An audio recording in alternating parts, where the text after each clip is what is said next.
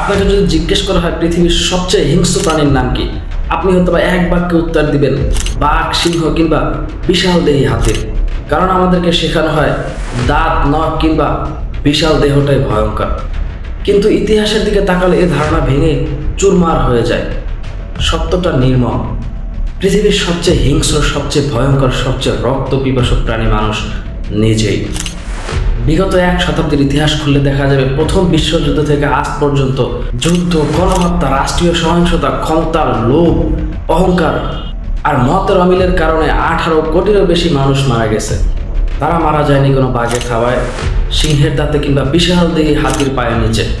তারা মারা গেছে পরিকল্পনায়, আদেশে, আইনের ছদ্মবেশে, মানুষের হাতেই। এই হিংস্রতা কোনো ইতিহাস নয়, এটি চলমান। আর তারই ধারাবাহিকতার নির্মম উদাহরণ শহীদ শরীফ ওসমান হাদি, একজন মানুষ যিনি ন্যায় ও ইনসাফের রাষ্ট্র প্রতিষ্ঠা করতে গিয়ে আরেকজন মানুষের হাতে নিষ্ঠুরভাবে খুন হয়েছে। এটাই আমাদের বাস্তবতা, এটাই আমাদের ব্যর্থতা। আমরা এই হত্যার বিচার চাই, ন্যায় চাই, ইনসাফ চাই।